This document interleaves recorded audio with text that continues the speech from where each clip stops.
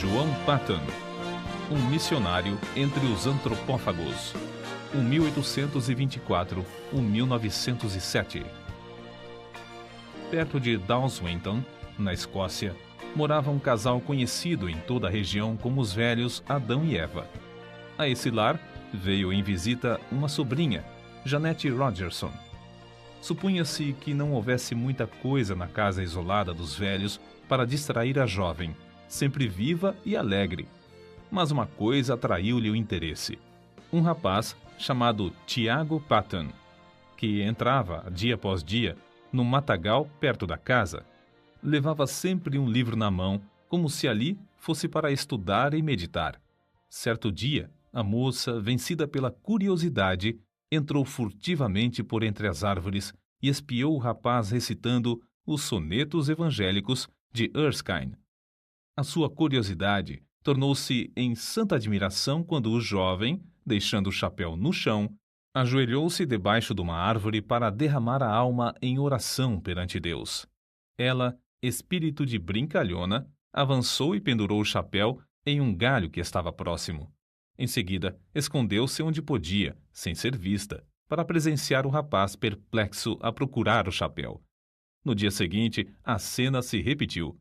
Mas o coração da moça comoveu-se ao ver a perturbação do rapaz, imóvel por alguns minutos, com o chapéu na mão.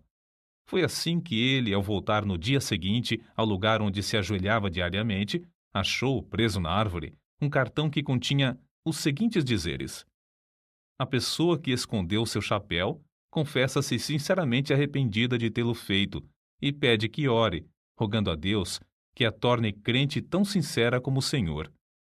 O jovem fitou por algum tempo o cartão, esquecendo-se completamente naquele dia dos sonetos. Por fim, tirou o cartão da árvore. No momento em que se reprovava e a sua estupidez por não saber que fora um ser humano quem escondera o chapéu 2 vezes, viu passar por entre as árvores, na frente da casa do velho Adão, uma moça, balde na mão, cantando um hino escocês. Naquele instante, o moço sabia, por instinto divino, que a visita angélica que invadira seu retiro de oração fora a gentil e hábil sobrinha dos velhos Adão e Eva. Tiago Patton ainda não conhecia Jeanette Rogerson, mas ouvira falar nas suas extraordinárias qualificações intelectuais e espirituais.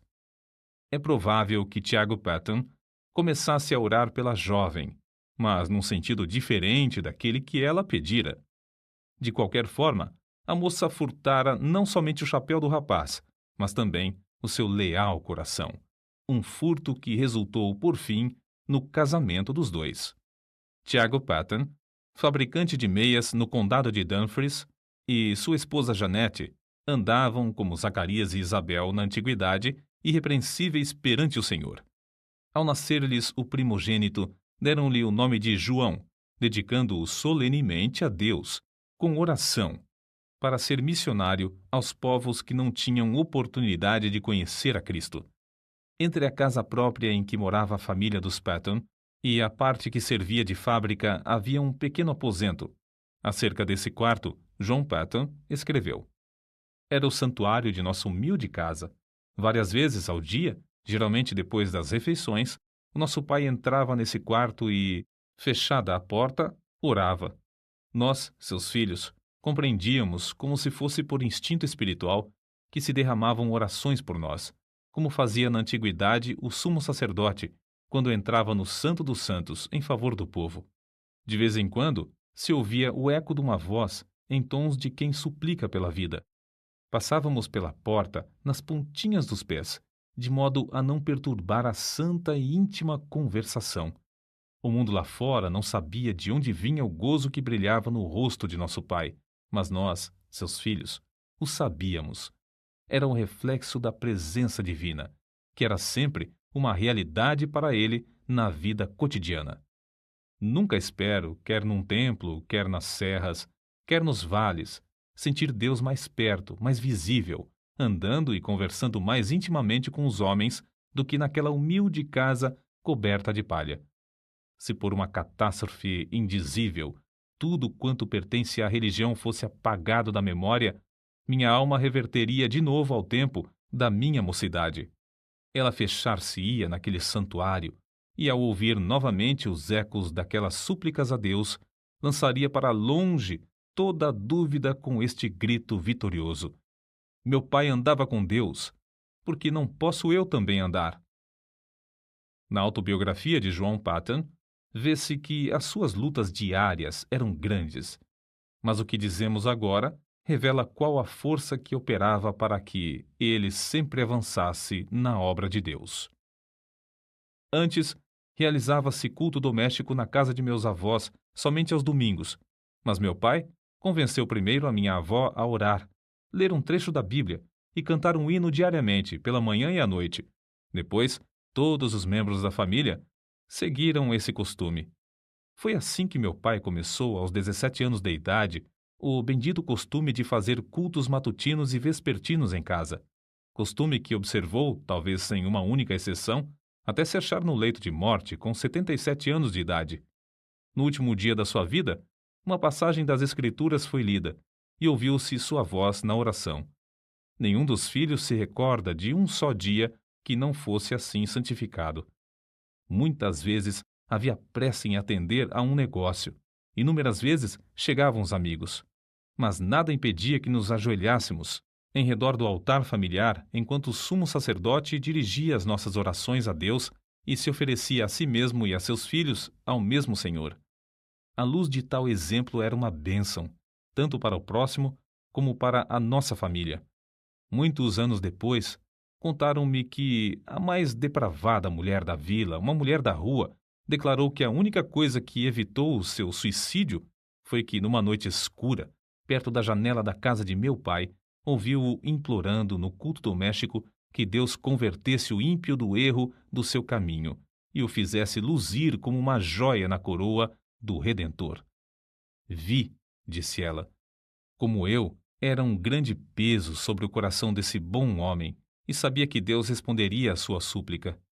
Foi por causa dessa certeza que não entrei no inferno e que achei o único Salvador.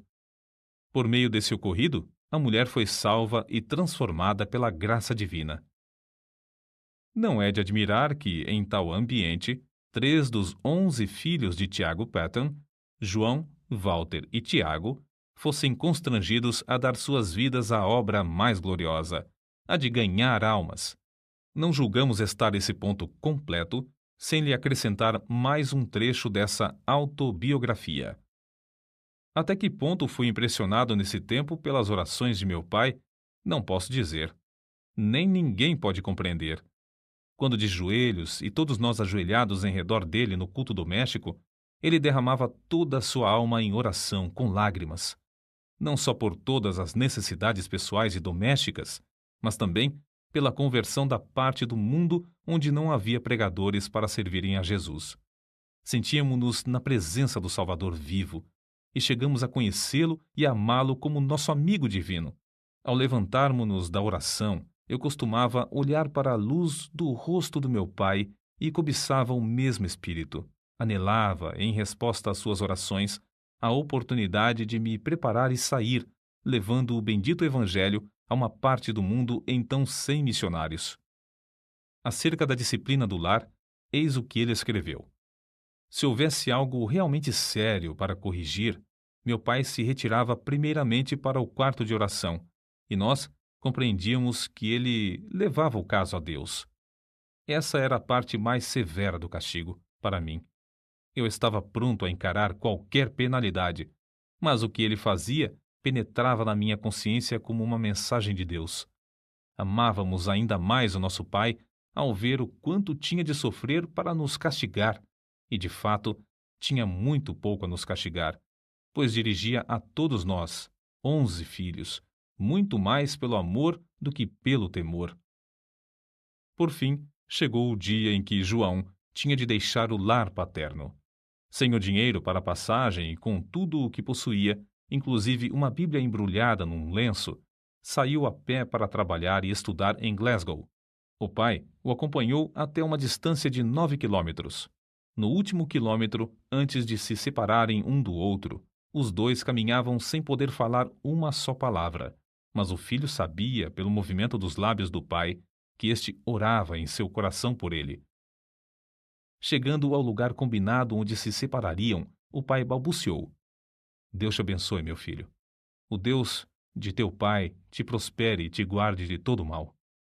Depois de se abraçarem, o filho saiu correndo, enquanto o pai, em pé no meio da estrada, imóvel, com o chapéu na mão e lágrimas correndo pelas faces, continuava a orar em seu coração.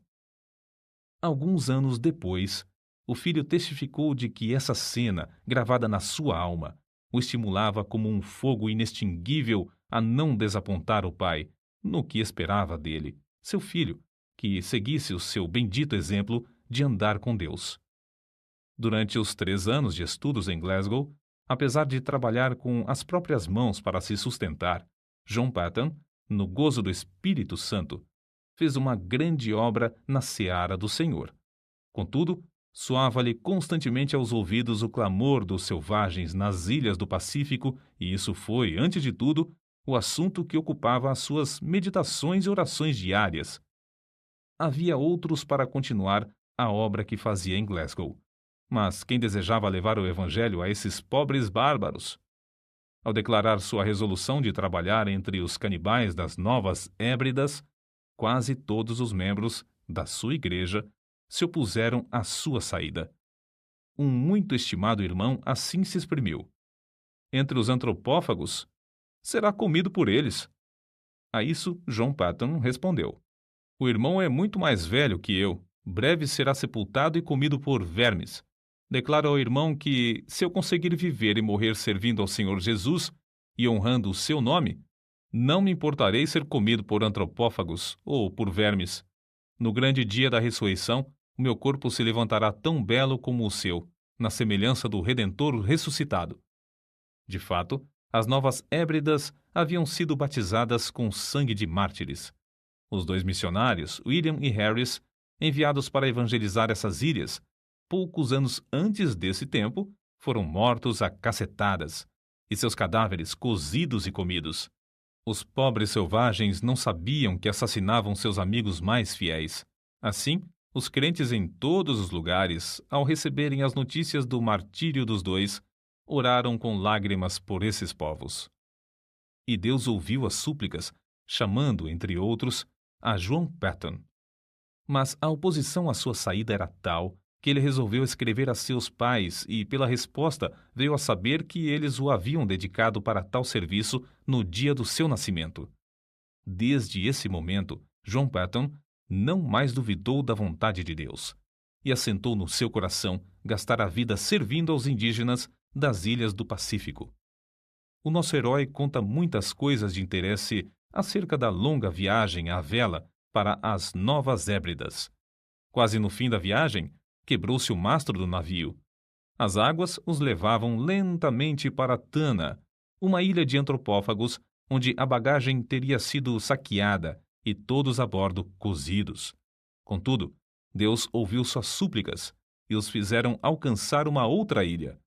Alguns meses depois, foram à mesma ilha de Tana, onde conseguiram comprar o terreno dos silvícolas e edificar uma casa. Comove o coração ler que construíram a casa sobre os mesmos alicerces lançados pelo missionário Turner 15 anos antes, o qual teve de fugir da ilha para escapar de ser morto e comido pelos selvagens. Acerca da sua primeira impressão sobre o povo, Paton escreveu: fui levado ao maior desespero. Ao vê-los na sua nudez e miséria, senti tanto horror como compaixão. Eu tinha deixado a obra entre os amados irmãos em Glasgow, obra em que sentia muito gozo para dedicar-me a criaturas tão degeneradas. Perguntei-me a mim mesmo: é possível ensiná-las a distinguir entre o bem e o mal e levá-las a Cristo ou mesmo a civilizá-las? Mas tudo isso eram apenas sentimentos passageiros. Logo senti um desejo tão profundo de levá-los ao conhecimento e amor de Jesus como jamais sentira quando trabalhava em Glasgow. Antes de completar a casa em que o casal Paton iria morar, houve uma batalha entre 2 tribos. As mulheres e crianças fugiram para a praia, onde conversavam e riam ruidosamente, como se seus pais e irmãos estivessem ocupados em algum trabalho pacífico. Mas, enquanto os selvagens gritavam e se empenhavam em conflitos sangrentos, os missionários entregavam-se à oração por eles. Os cadáveres dos mortos foram levados pelos vencedores a uma fonte de água fervente, onde foram cozidos e comidos. À noite ainda se ouvia pranto e gritos prolongados nas vilas em redor. Os missionários foram informados de que um guerreiro, ferido na batalha, acabara de morrer em casa. A sua viúva foi estrangulada imediatamente, conforme o costume, para que o seu espírito acompanhasse o do marido e lhe continuasse a servir de escrava. Os missionários, então, nesse ambiente da mais repugnante superstição, da mais baixa crueldade e da mais flagrante imoralidade, esforçavam-se para aprender a usar todas as palavras possíveis desse povo que não conhecia a escrita. Anelavam falar de Jesus e do amor de Deus a esses seres que adoravam árvores, pedras, fontes, riachos, insetos, espíritos dos homens falecidos, relíquias de cabelos e unhas, astros, vulcões, etc. A esposa de Patton era uma ajudadora esforçada e, dentro de poucas semanas, reuniu 8 mulheres da ilha a quem instruía diariamente.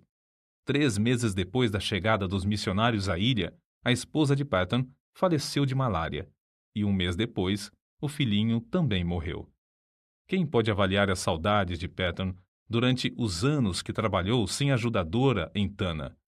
Apesar de quase haver morrido também da mesma enfermidade, de os crentes insistirem para que voltasse à sua terra e de os indígenas fazerem plano após plano de matá-lo, esse herói permaneceu orando e trabalhando fielmente no posto onde Deus o colocara. Um templo foi construído e um bom número se congregava para ouvir a mensagem divina. Patton não somente conseguiu reduzir a língua dos tanianos à forma escrita, mas também traduziu uma parte das escrituras, a qual imprimiu apesar de não conhecer a arte tipográfica. Acerca da gloriosa façanha de imprimir o livro em taniano, assim escreveu: Confesso que gritei de alegria quando a primeira folha saiu do prelo, tendo todas as páginas na ordem própria. Era 1 hora da madrugada. Eu era o único homem branco na ilha, e havia horas em que todos os nativos dormiam. Contudo, atirei ao ar o chapéu e dancei como um menino por algum tempo ao redor do prelo. Terei eu perdido a razão? Não devia, como missionário, estar de joelhos louvando a Deus por mais esta prova de sua graça? Crede, amigos, o meu culto foi tão sincero como o de Davi, quando dançou diante da arca do seu Deus. Não deveis pensar que, depois de pronta a primeira página, eu não me tivesse ajoelhado pedindo ao Todo-Poderoso que propagasse a luz e a alegria do seu santo livro nos corações entenebrecidos dos habitantes daquela terra inculta. Depois de Patton haver passado 3 anos em Tana, o casal de missionários que vivia na ilha vizinha, Erromanga, foi martirizado barbaramente a machadadas em pleno dia. Ao completar 4 anos de estada em Tana, o ódio dos indígenas dessa ilha chegou ao auge. Diversas tribos combinaram matar o indefeso missionário e findar, assim, com a religião do Deus de amor em toda a ilha. Contudo, como ele mesmo se declarava imortal até findar sua obra na terra, evitava em pleno campo os inúmeros golpes de lanças, machadinhas e cacetes armados pelas mãos dos indígenas. E assim conseguiu escapar para a ilha de Aneitium. Planejou então ocupar-se na obra de tradução do resto dos evangelhos na língua taniana, enquanto esperava a oportunidade de voltar a Tana. Porém, sentiu-se dirigido a aceitar a chamada para ir à Austrália. Em poucos meses, animou as igrejas ali a comprarem um navio à vela para servir aos missionários. Despertou-as também a contribuírem liberalmente e a enviarem mais missionários a evangelizar todas as ilhas. Acerca da sua viagem à Escócia, depois de alguns anos nas Novas Hébridas, ele escreveu: Fui de trem a Dumfries e lá achei condução para o querido lar paterno, onde fui acolhido com muitas lágrimas. Havia somente 5 curtíssimos anos que saíra desse santuário com a minha jovem esposa, e agora, ai de mim! Mãe e filhinho jazem no túmulo, em Tana, nos braços um do outro, até o dia da ressurreição. Não foi com menos gozo, apesar de sentir-me angustiado, que, poucos dias depois, encontrei-me com os pais da minha querida falecida esposa.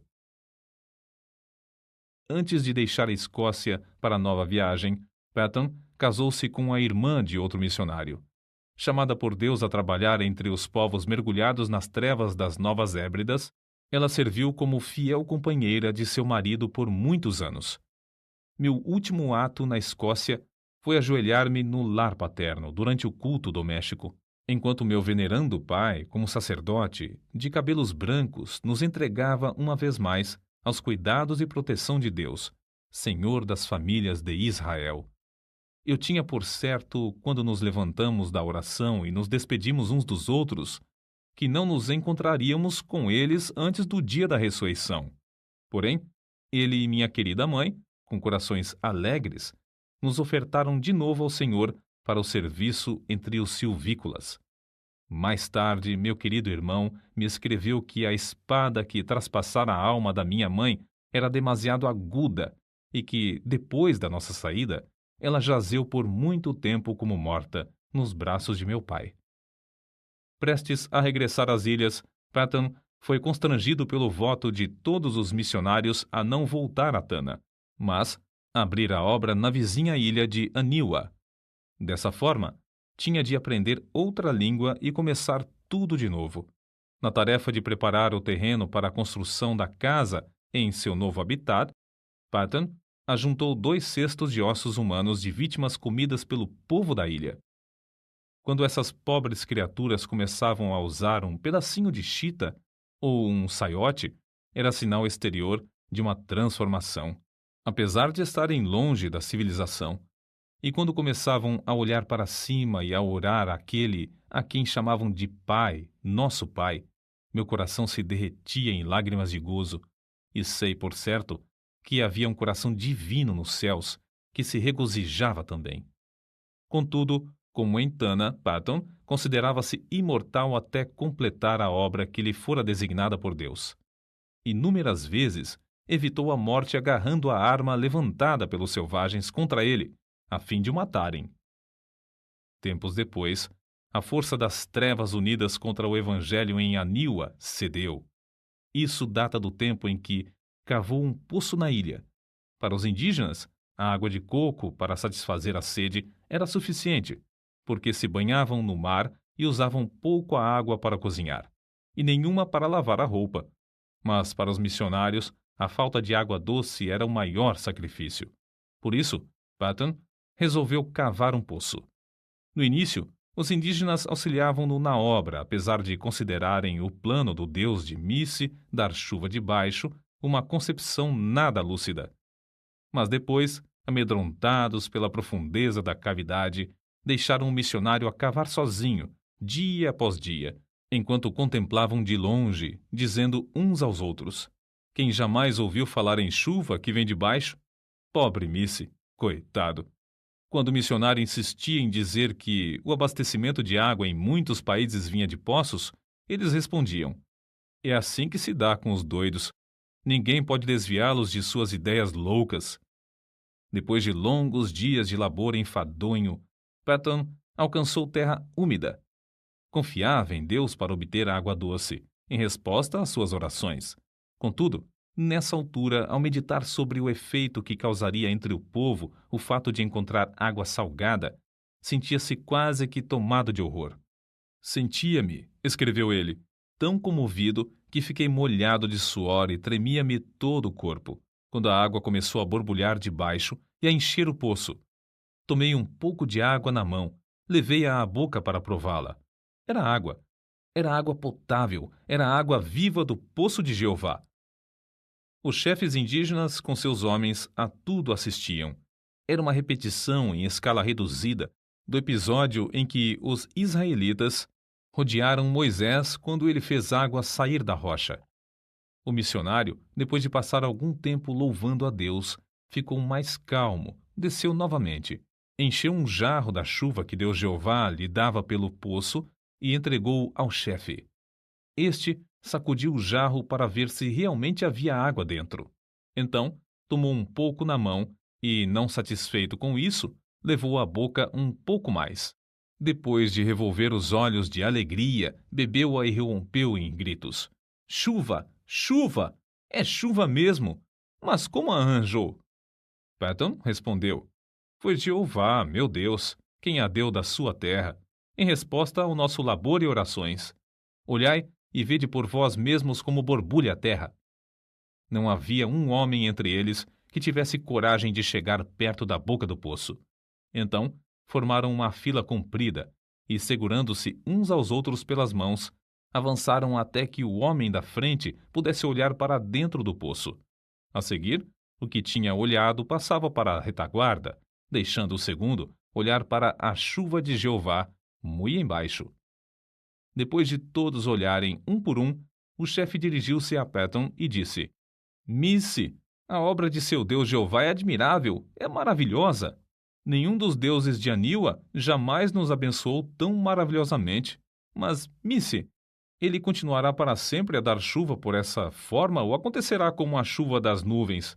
O missionário explicou, para gozo indizível de todos, que essa bênção era permanente e para todos os aniwanianos. Durante os anos que se seguiram, os nativos experimentaram cavar poços em 6 ou 7 dos lugares mais prováveis, perto de várias vilas. Todas as vezes que o fizeram, ou encontraram pederneira, ou o poço dava água salgada. Diziam entre si: Sabemos cavar, mas não sabemos orar como Missy, e, portanto, Jeová não nos dá chuva de baixo.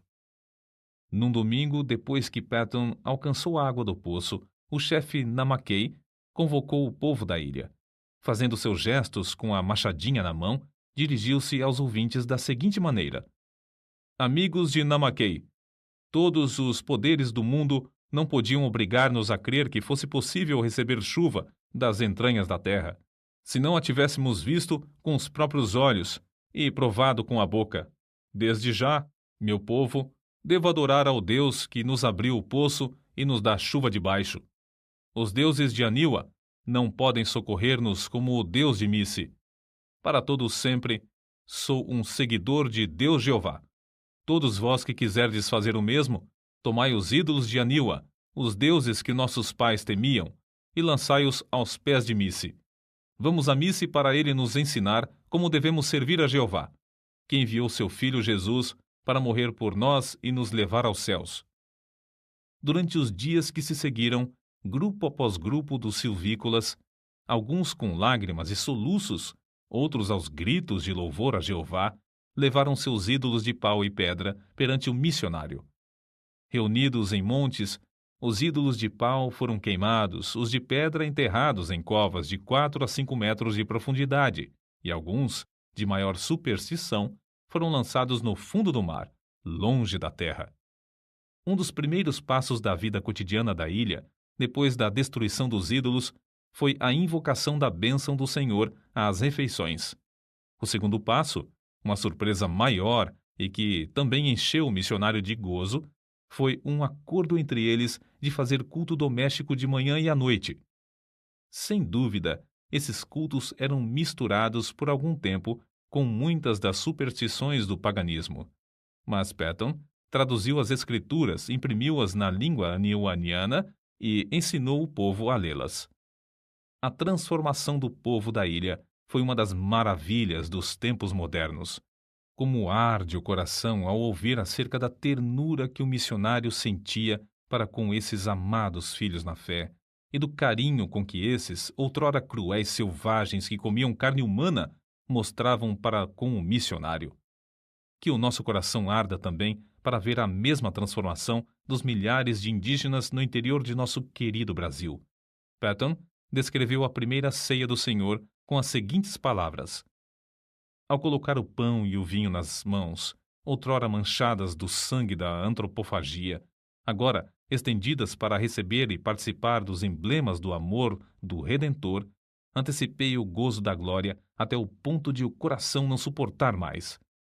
É-me impossível experimentar delícia maior antes de eu poder fitar o rosto glorificado do próprio Senhor Jesus Cristo.